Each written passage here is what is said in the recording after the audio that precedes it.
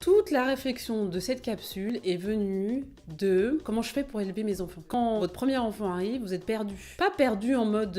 Enfin, si vous pouvez être complètement lost in translation, clairement, parce que c'est hyper dur. Vous dormez pas, vous savez pas comment faire, vous comprenez pas ce qu'il vous dit ou ce qu'elle vous dit. C'est quand même une adaptation, c'est un changement, un bouleversement dans la vie, quoi. Donc il y a ça, et après il y a toutes les questions existentielles, en fait, qui viennent en tant que parents. Déjà, nous-mêmes, on se revoit enfant, on revoit notre enfance, on se rappelle de ses souvenirs, agréables ou désagréables d'ailleurs, ça dépend. On essaie de réfléchir à comment on va faire pour élever nos enfants. Quelle trajectoire on va prendre, qu'est-ce qu'on va leur dire, pas leur dire, valider, pas valider, punir, pas punir.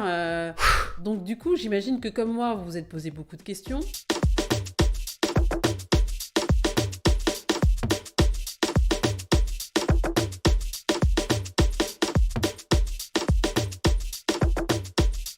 Est venu en fait quand j'ai commencé à regarder les contenus de Céline Alvarez, qui est une institutrice qui a écrit un livre qui s'appelle Les Lois naturelles de l'enfant, et également sur Catherine Guéguin, qui est une pédiatre à la base, qui est devenue aussi psychologue, thérapeute, et qui a écrit un livre sur comment avoir une éducation heureuse. C'est pour une enfance heureuse, le nom exact du livre. Et franchement, ça a été un choc pour moi en lisant ça, quoi. C'est-à-dire que, et en même temps, je pense fondamentalement que mes parents m'ont donné une indication hyper riche, m'ont donné l'envie de découvrir le monde, m'ont transmis énormément de choses. J'ai parlé des conditionnements la dernière fois et des croyances limitantes dans une autre capsule que je vous invite à aller écouter, que je pense aussi qu'ils m'ont transmis. J'ai parlé de la dette dans une autre capsule que je pense aussi qu'ils m'ont transmis. Au-delà même de tout ça, c'est comment faire pour que les enfants qu'on élève aujourd'hui deviennent des adultes équilibrés. Et alors là, c'est...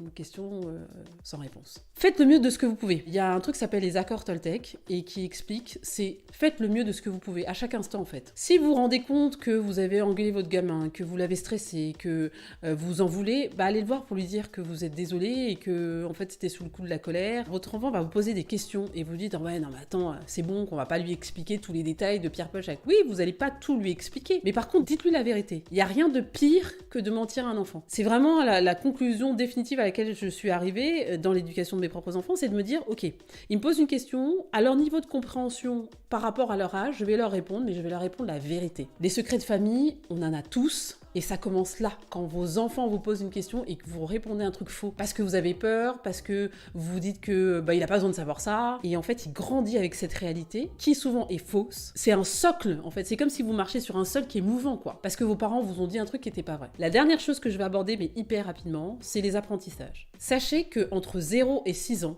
le cerveau de l'enfant est hyper plastique. Qu'il est en création, en constitution. Les enfants à cet âge-là, ils apprennent n'importe quoi. Écoutez-moi bien, n'importe quoi. Il y a des enfants qui ont appris plusieurs langues entre 0 et 6 ans, par exemple des enfants qui ont été expatriés, qui ont vécu dans différents pays, aux États-Unis, puis après dans d'autres pays, etc. Souvent, ils ont appris les langues localement. Et si elles n'ont pas été entretenues par les parents au-delà de 7 ans, ils perdent tout après. Et ils se souviennent plus qu'ils étaient bilingues, voire trilingues, quand ils étaient petits. La plasticité cérébrale des enfants, elle est hyper dense. C'est énorme. On apprend n'importe quoi. Pour ceux et celles qui ont déjà lu un peu les ouvrages de François Dolto ou qui connaissent un petit peu tout le concept des écoles Montessori, cette philosophie qui consiste à dire que, en fait, à partir de 2 ans, 3 ans après, à peu près, on peut apprendre à un enfant à lire. Alors, au début, je me suis dit, non mais c'est une blague leur truc.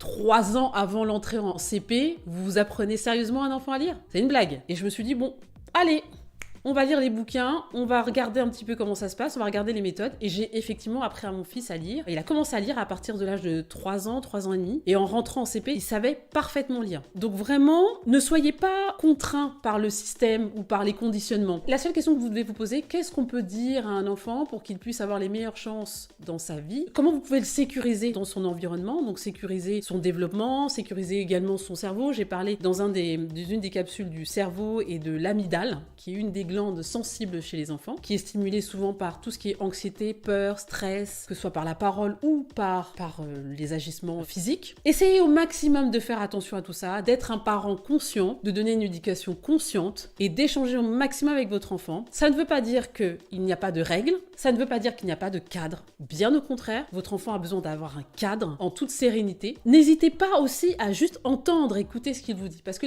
les enfants ont beaucoup de choses à nous enseigner. Voilà, c'était la capsule sur les enfants. Je vous dis au revoir bientôt.